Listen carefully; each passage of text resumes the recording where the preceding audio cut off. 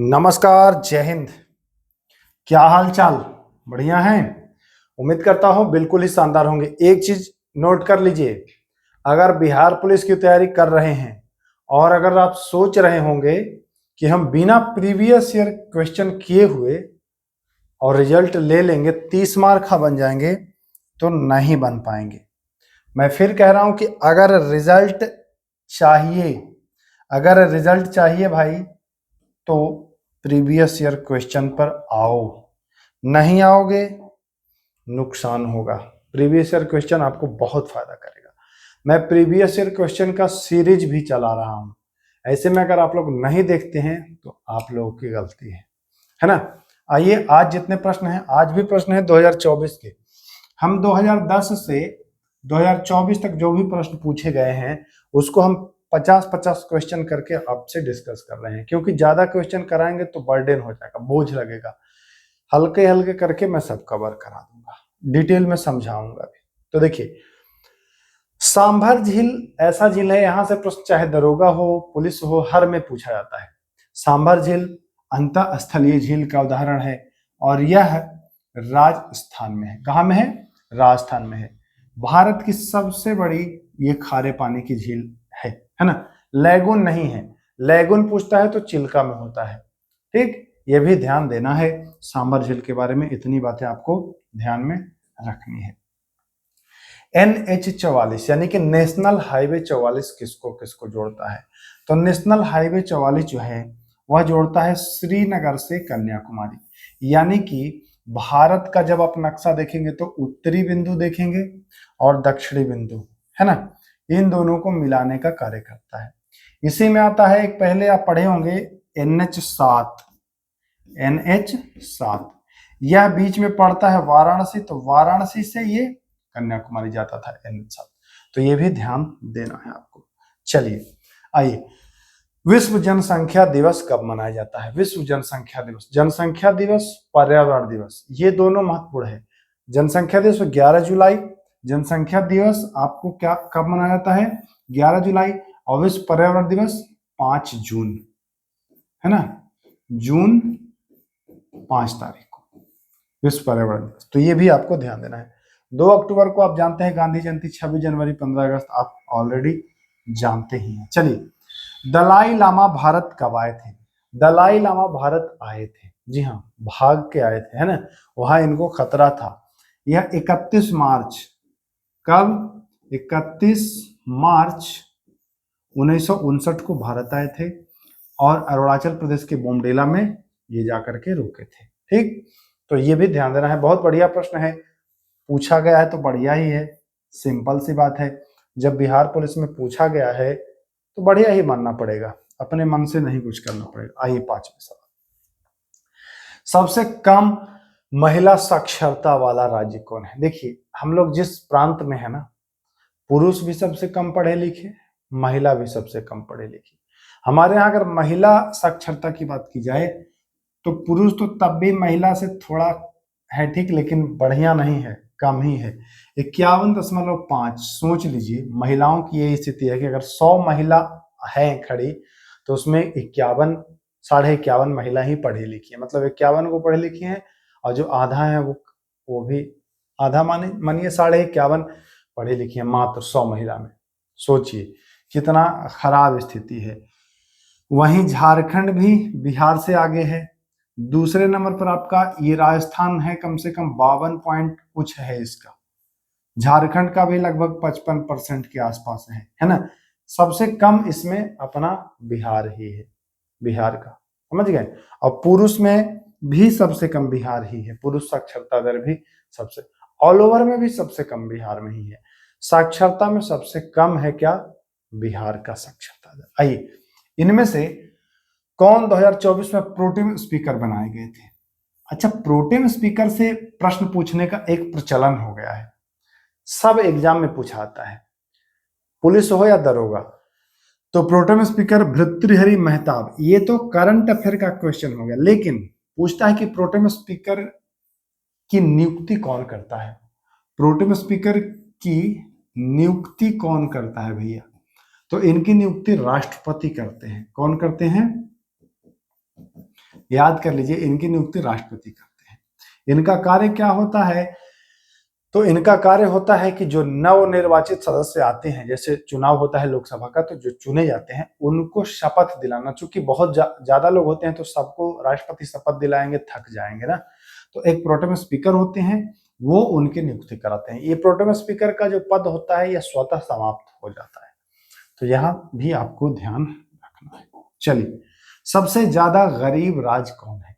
उत्तर प्रदेश, झारखंड, बिहार, उड़ीसा। देखिए, सबसे कम पढ़ा लिखा अपना बिहार, सबसे गरीब राज्य अपना बिहार। अब बताइए क्या है इसमें? सबसे गरीब में आता है बिहार। अच्छा, आपने एक सुना होगा बीमारू, है ना, बीमारू राज्य। बीमारू राज्य 1980 में इस नाम का प्रचलन आया। मैं थोड़ा सा इसको डिटेल में बता दूं। 1980 में इसका प्रचलन आया। बीमारू में बिहार, मध्य प्रदेश, राजस्थान, है ना, और उत्तर प्रदेश, 4 राज्य आते थे। बिहार, मध्य प्रदेश, उत्तर प्रदेश, राजस्थान बीमारू राज्य कहलाते थे। तो कभी पूछता है कि बीमारू राज्य में इनमें से कौन शामिल नहीं था, तो ये चारों थे, है ना। हो सकता है यू से उड़ीसा आपको ऑप्शन दे, तो ये आपको ध्यान रखना है। चलिए, निम्न में से कौन शरीर का अंग या ग्रंथि शरीर के तापमान नियमन के लिए उत्तरदायी है? मतलब टेम्परेचर को कंट्रोल करता है, नियंत्रित करता है। तो जो टेम्परेचर को नियंत्रित करता है ना, टेम्परेचर यानी कि तापमान को, वह है भैया हाइपोथैलेमस ग्लैंड, यानी कि हाइपोथैलेमस ग्रंथि। ठीक।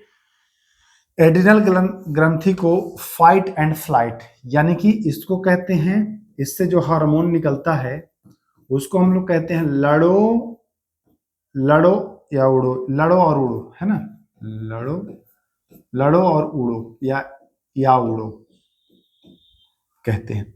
थायराइड, इससे थायरॉक्सिन हार्मोन निकलता है, जिसकी कमी से गलगंड, घेंघा रोग होता है, जानते ही हैं। पिट्यूटरी ग्लैंड जो होता है यह डायरेक्शन देता है, सबको निर्देश देता है, इस वजह से इसको मास्टर ग्लैंड या मास्टर ग्रंथि भी कहते हैं। इसे ही पीयूष ग्रंथि भी कहते हैं।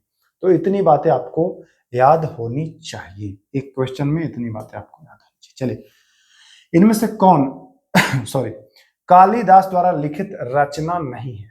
3 कालिदास के द्वारा लिखा गया है, चौथा जो है वह कालिदास के द्वारा नहीं लिखा गया है। अब वह चौथा कौन है इसमें? तो देखिए, अभिज्ञान शकुंतलम तो कालिदास के द्वारा लिखा गया है, रघुवंशम भी कालिदास के द्वारा लिखा गया, मेघदूतम भी कालिदास के द्वारा लिखा गया, गीता और महाभारत यह आप जानते हैं कि वेद व्यास के इसके रचयिता हैं। कौन है? गीता और महाभारत वेद व्यास। तो ये भी आप आसानी से। अच्छा, कालिदास जो हैं किसके समय में थे? तुलसीदास की मैं बात नहीं कर रहा हूं, कालिदास की मैं बात कर रहा हूं। किस शासक के समकालीन थे कालिदास? ऑप्शन भी कहिए तो मैं दे दूं। अकबर, चंद्रगुप्त विक्रम आदित्य, या चंद्रगुप्त द्वितीय कह लीजिए, चंद्रगुप्त मौर्य कह लीजिए, और चलिए इन्हीं 3 में से बताइए, चौथा इनमें से कोई नहीं रखिए, है ना। आपको कमेंट करना है। आगे बढ़ गए क्या? आइए, प्रयाग प्रशस्ति किस भाषा में लिखा गया था? प्रयाग प्रशस्ति बहुत अच्छा प्रश्न है, प्रयाग प्रशस्ति से संबंधित है। यह लिखा गया था, अंग्रेजी में तो नहीं लिखा गया था क्योंकि बहुत पहले का है। अब चूंकि प्रयाग है तो उर्दू में भी नहीं लिखा गया होगा, हिंदी या संस्कृत होना चाहिए ना, लेकिन जो राइट आंसर है वो होगा संस्कृत। ठीक। प्रयाग प्रशस्ति किसने लिखा ये भी पूछता है, तो बताएंगे हरिसेन। क्या नाम बताएंगे? कि सर हरिसेन। अच्छा, हरिसेन पूछता है कि किसका दरबारी कवि था? हरिसेन किसका दरबारी कवि था? तो हरिसेन जो था वह आपके समुद्रगुप्त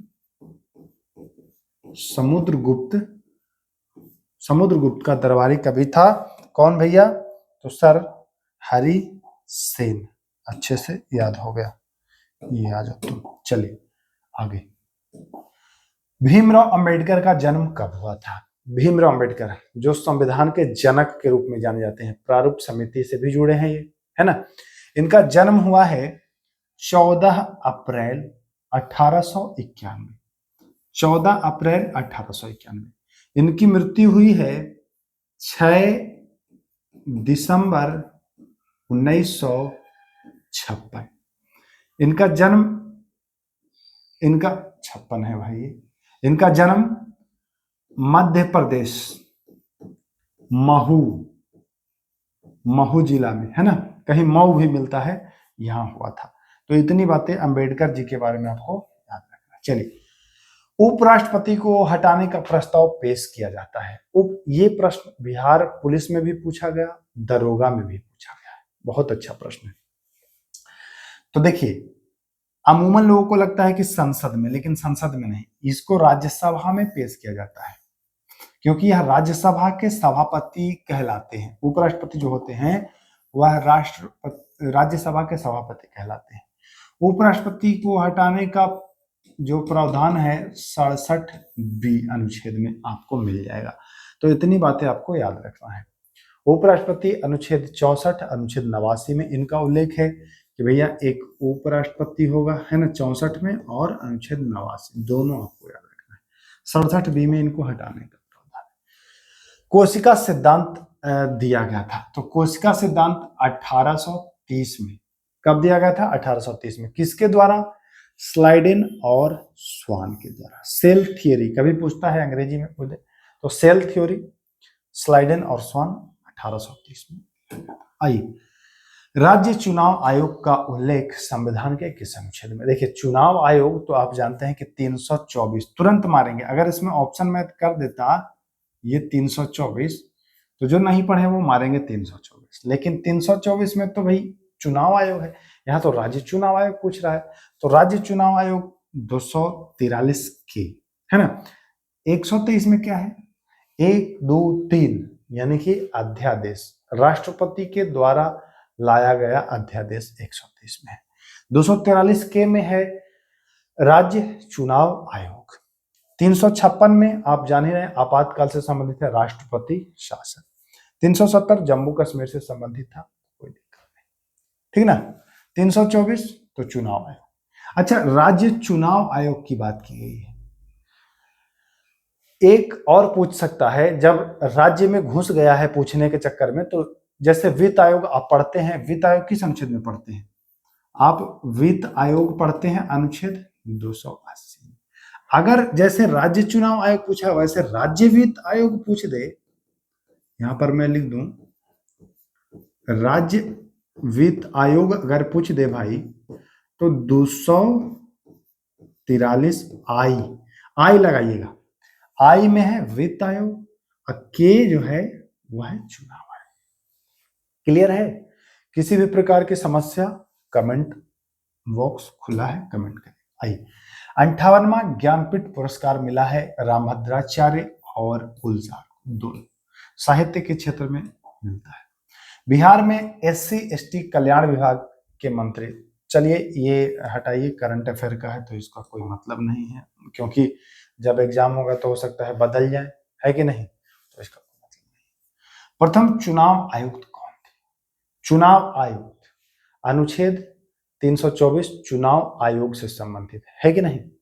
तो चुनाव आयुक्त प्रथम की बात करें तो प्रथम सुकुमार से। अच्छा, जरा आप कमेंट करें वर्तमान में चुनाव आयुक्त कौन है और चुनाव आयुक्त को कौन हटाता है? तो इनको अगर हटाने की बात की जाए तो चुनाव आयुक्त, मुख्य चुनाव आयुक्त की नहीं मैं कह रहा हूं, चुनाव आयुक्त को अगर हटाना हो तो मुख्य चुनाव आयुक्त की सिफारिश से राष्ट्रपति हटाते हैं। हटाता कौन है भैया? इनको हटाता कौन है? हटाता है राष्ट्रपति, हटाता राष्ट्रपति, ठीक ना। तो ये भी ध्यान देना। आइए, यूनेस्को का मुख्यालय कहां है?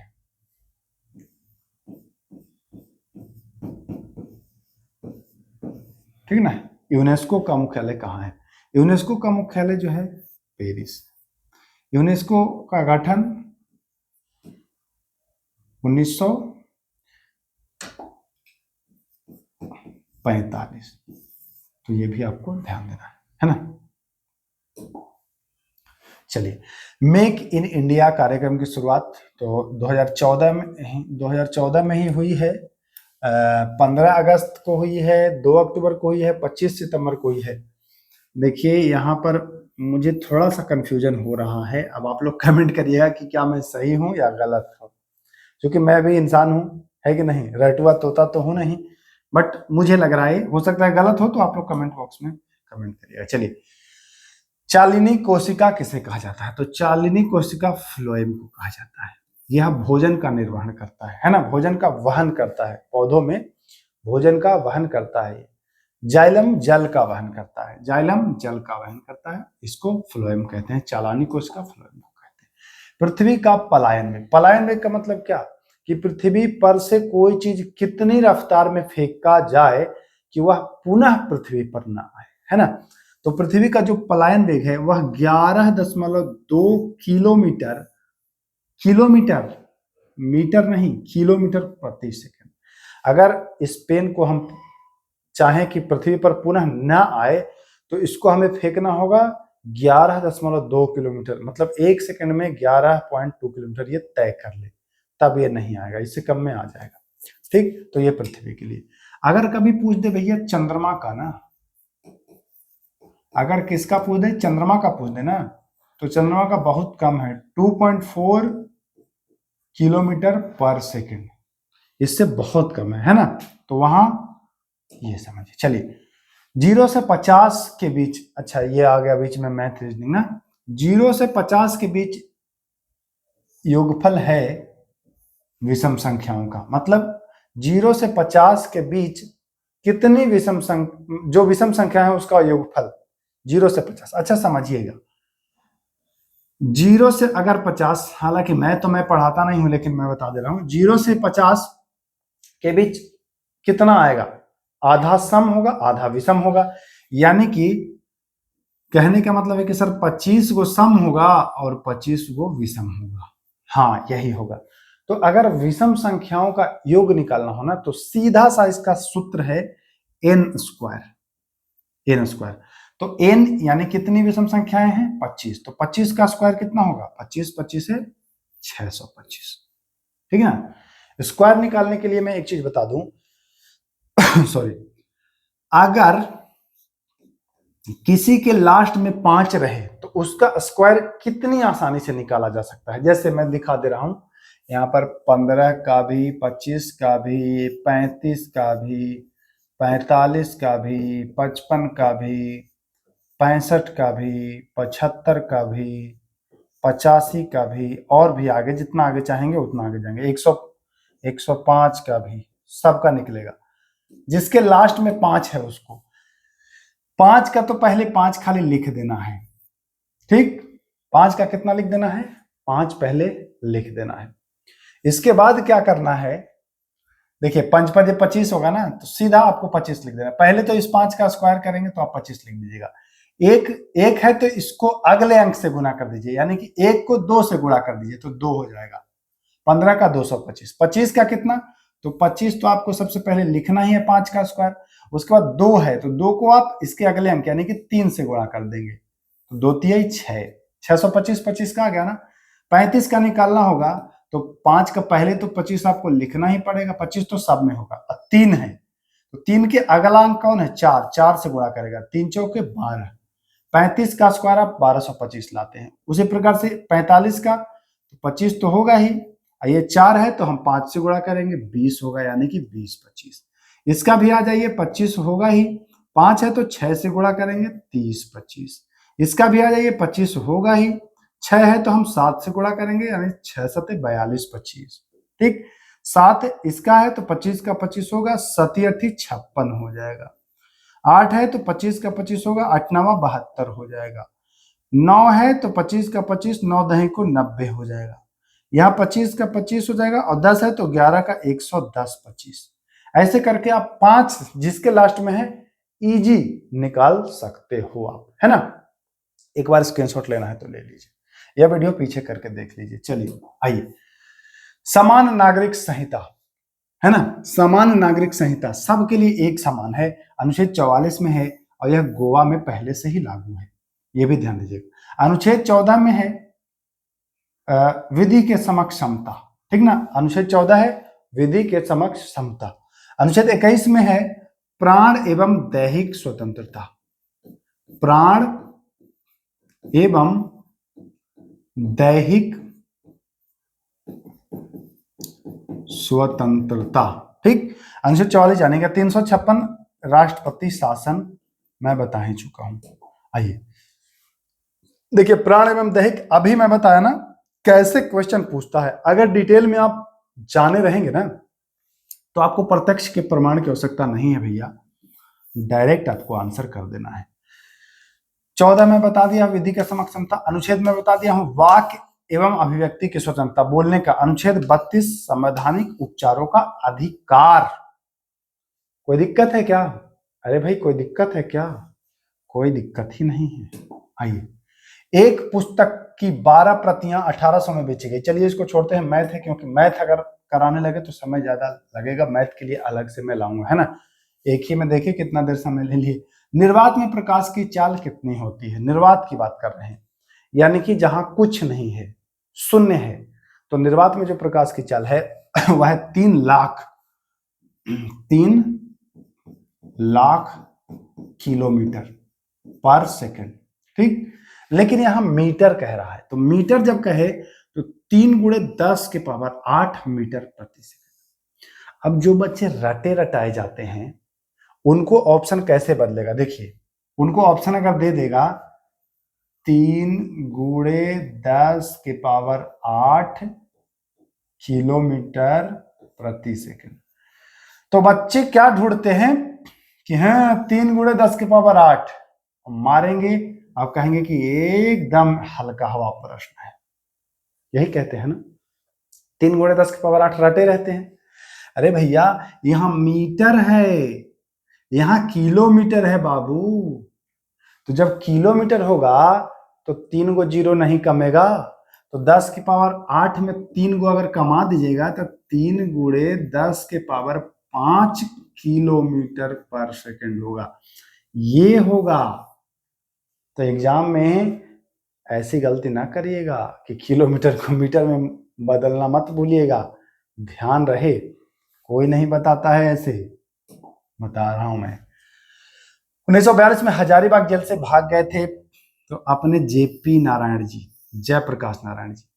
भारत छोड़ो आंदोलन के समय गिरफ्तार किया गया था, हजारीबाग जेल में रखा गया था, ये वहीं से फरार हो गए थे। विश्व का सबसे बड़ा पशु मेला सोनपुर मेला। अच्छा, सोनपुर बिहार के किस जिले में है?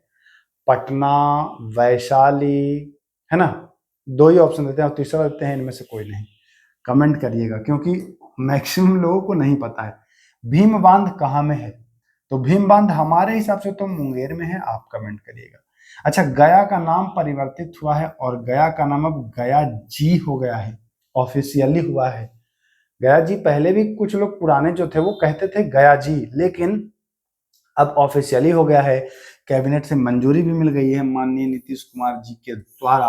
अब इसको जाना जाएगा गया जी के नाम से, है ना। एक नकटी डैम पूछता है, नकटी डैम, तो वह भी याद रखिएगा जमुई में है, तो ध्यान रखना। चलिए 1975 के, ये तो फालतू क्वेश्चन है, ये तो ऐसे समझिए कि खाली आपको परेशान करने के लिए पूछा गया। 1975 में जब आपातकाल लगा था तो बिहार के राज्यपाल कौन थे? इतना डीप में तो कोई नहीं पढ़ता है ना। तो इसको आंसर जान लीजिए, बाकी कोई जरूरी नहीं है इसको पढ़ना। बिहार का सबसे अधिक जनसंख्या घनत्व वाला जिला, मतलब सबसे ज्यादा भीड़, क्षेत्र कम है आदमी ज्यादा है, कौन सा जिला होगा? वह होगा शिवहर। शिवहर में लगभग 1880 व्यक्ति आपको पर किलोमीटर मिलेगा। 1880 व्यक्ति, 1 किलोमीटर में 1800 व्यक्ति, समझ रहे हैं, मिलेगा शिवहर में। जबकि कैमूर में आपको कम मिलेगा, सबसे कम जनसंख्या घनत्व कैमूर में है। कैमूर तो कहीं है ही नहीं ऑप्शन में, चलिए मैं अलग से लिख देता हूं। कैमूर में आपको 488 व्यक्ति ही मिलेगा 1 किलोमीटर में, है ना। तो कितना ज्यादा है शिवहर में, सोच लीजिए। आइए चलिए, ये तो बड़ा ही इजी है, देखिए इसको इसलिए छोड़ा। अब कह रहा है कि 2 अंकों की संख्या 30 से कम है, तो 30 से कम वाला तो ये सभी है। अब देखिए इनके अंकों का योगफल 7 है, इसका 7 नहीं है, इसका भी 7 नहीं है, ठीक ना। और गुणनफल 10 है तो 2 पंज 10 है ना, ये तो 10 होगा नहीं, ये भी 10 नहीं होगा, ये भी 10 नहीं होगा, तो सी है ना। ऐसे इजी है, लेकिन मैथ चूंकि नहीं करा रहा हूं इसलिए मैं छोड़ दे रहा हूं, स्किप कर दे रहा हूं। आइए इसको भी छोड़े, बहुत समय लगेगा है ना समझाने में, क्योंकि अब सॉल्व करना हो तो तुरंत कर दे, समझाना भी तो है आपको। इलेक्ट्रॉन की खोज किसने की थी? 3 चीज मिलता है आपको, इलेक्ट्रॉन, प्रोटॉन और न्यूट्रॉन, है ना। इलेक्ट्रॉन जे थॉमसन, अरे भाई क्या कर दिए, इलेक्ट्रॉन जे थॉमसन, ठीक। न्यूट्रॉन जेम्स चैडविक और प्रोटॉन रदरफोर्ड, ठीक ना। ये तीनों आपको याद रखना है, इलेक्ट्रॉन, प्रोटॉन और न्यूट्रॉन। जापान पर परमाणु बम गिराया गया 6 अगस्त 1945, 9 अगस्त 1945। 6 अगस्त को देखिए, एक था नागासाकी और एक था हिरोशिमा। एक पर बम गिराया गया था लिटिल बॉय, यहां गिराया गया था लिटिल बॉय, हिरोशिमा पर लिटिल बॉय, और यहां गिराया था फैटमैन। ये था 6 अगस्त को, ये था 9 अगस्त को अमेरिका के द्वारा गिराया गया था। इतनी बातें आपको ध्यान में रखना है, कोई दिक्कत नहीं होनी चाहिए। आइए, न्यूनतम लिंगानुपात वाला राज्य कौन है? सबसे कम लिंगानुपात किस राज्य का है? तो सबसे कम लिंगानुपात जो है वह आपको मिल जाएगा हरियाणा का, मिल जाएगा सबसे कम लिंगानुपात हरियाणा का। यहाँ बिहार नहीं है, यहाँ बिहार आगे है लिंगानुपात में। बिहार का लिंगानुपात कितना है? लगभग 918 है ना, लगभग क्या 918 है। अच्छा, भारत का लिंगानुपात क्या है? और ये प्रश्न पूछा था कि भारत के लिंगानुपात से बिहार का लिंगानुपात में मतलब कितना अंतर है।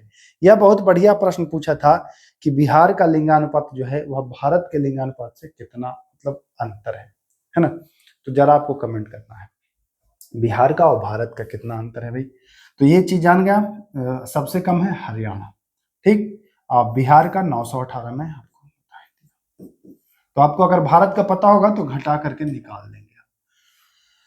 बाल गंगाधर तिलक का जन्म हुआ था, तो इनका जन्म हुआ था, कब हुआ था भाई? 1856 में हुआ था, 23 जुलाई को ना। मृत्यु कब हुई थी? मृत्यु असहयोग आंदोलन के दिन हुआ था, 1 अगस्त 1920 को, उसी दिन इनकी मृत्यु हो गई थी, ध्यान रखिएगा।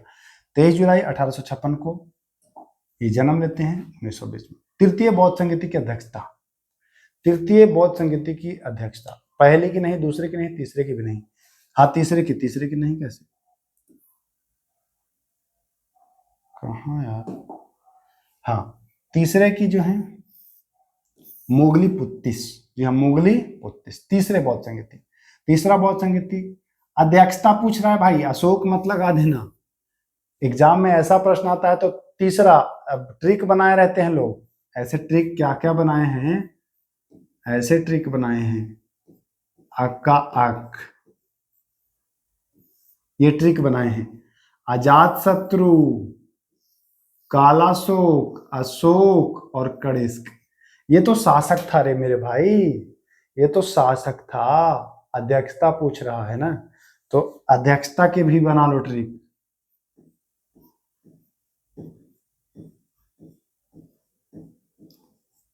अगर शासक का बनाए हो अका अक, तो अध्यक्षता का भी बना लो और स्थान का भी बना लो। मैं सब कुछ क्लियर कर देता हूं। रावय, रावय पाकू, पहले में अजात शत्रु और अध्यक्षता महाकश्यप, ये वाला, ठीक। दूसरे में कालाशोक, अध्यक्षता सबाकामी, नाम नहीं है इसमें। तीसरे में अध्यक्षता अशोक, सॉरी शासक है अशोक, ये शासक है, अध्यक्षता ये वाला है मोगली पुत्तिस। चौथे में कनिष्क और वसुमित्र, पहला राजगीर में, दूसरा वैशाली में, पाटलिपुत्र में, कुंडलवन में, ठीक ना। चलिए, राष्ट्रपति पर महाभियोग की प्रक्रिया किस अनुच्छेद में है? 61A। अनुच्छेद 61A कहता है राष्ट्रपति पर कि आप महाभियोग लगा सकते हैं, ठीक है ना, महाभियोग लगा सकते हैं। राष्ट्रपति पर महाभियोग की जो प्रक्रिया है यह अमेरिका से लिया गया है, ये भी ध्यान देना है। बंगाल विभाजन है 1905, लॉर्ड कर्जन यहां ध्यान देना है। आइए, इनमें से कौन सा टाइगर रिजर्व बिहार में है? तो वाल्मीकि तो है ही बिहार में, बाकी सिमलीपाल भैया उड़ीसा में है, पलामू आपके झारखंड में है, कान्हा एमपी और थोड़ा सा महाराष्ट्र में भी ये आता है। चलिए, इनमें से कौन सा बिहार का जिला है जो नेपाल से सीमा साझा नहीं करता है? नेपाल से 7 जिला साझा करता है, पश्चिमी चंपारण, पूर्वी चंपारण से लेकर के आपको अररिया, अरे एक मिनट सॉरी, आपको अररिया और कुल मिलाकर के 7 जिला करता है ना, आपने देखा है। इस पर एक वीडियो मैं बनाया हूं, देख लीजिएगा आप लोग जाकर के, पूरा मैं बनाया हूं उसमें। तो उसमें मधुबनी भी करता है, सुपौल भी करता है, सीतामढ़ी भी करता है, बट गोपालगंज नहीं करता है। गोपालगंज ये पश्चिमी चंपारण, यहां देखेंगे तो नीचे में आएगा जो उत्तर प्रदेश से सीमा साझा करेगा, ये ध्यान दीजिएगा। आइए, छक्का पंजा ज्यादा करते हैं आप, बहुत छक्का पंजा कर रहे हैं, इसका मतलब क्या है कि आप ओछी हरकत से कार्य सिद्ध करना चाह रहे हैं। चलिए, फाहियान किसके समय भारत आया था? तो फाहियान चंद्रगुप्त द्वितीय यानी कि चंद्रगुप्त विक्रम आदित्य के समय आया था। जी का मान होता है, देखिए ये मत समझ लीजिएगा, राइट आंसर आपको 6.67 गुणे 10 के पावर -11 न्यूटन मीटर स्क्वायर प्रति केजी स्क्वायर, ठीक। चलिए, इब्न बतूता को दिल्ली का काजी नियुक्त किया गया था। इब्न बतूता को दिल्ली का काजी किसने नियुक्त किया था? तो मोरक्को का ये यात्री था इब्न बतूता, इसको MBT यानी मोहम्मद बिन तुगलक के द्वारा किया गया था काजी नियुक्त। आज का आखिरी सवाल आपकी स्क्रीन पर ये रहा। आइए, इनमें से कौन सा sodium nitrate KNO3 potassium nitrate होता है? KNO3 potassium nitrate, NaOH sodium hydro oxide, NaCl sodium chloride, कौन बच गया? NaNO3 sodium nitrate. कितनी आसानी से आप कर चुके हैं, देखिए 48 पेज था, 48 के 48 में समाप्त कर दिया। आप लोगों से विनम्र निवेदन है भैया, इसको रख देते हैं, आप लोगों से विनम्र निवेदन है कि प्रीवियस ईयर क्वेश्चन को जितना हो सके आप मैक्सिमम रिवीजन करिए, लगाइए, यहीं से आपका रिजल्ट बनेगा। इसी के आधार पर आपको पढ़ना होगा कि कहां से प्रश्न आते हैं, कैसे प्रश्न आते हैं, किस लेवल के प्रश्न आते हैं। तो मैं उम्मीद करता हूं वीडियो पसंद आया है, अगर पसंद आया हो थोड़ी सी भी तो शेयर करना चाहे अपने दोस्तों को भी तो शेयर अवश्य करिएगा। जय हिंद।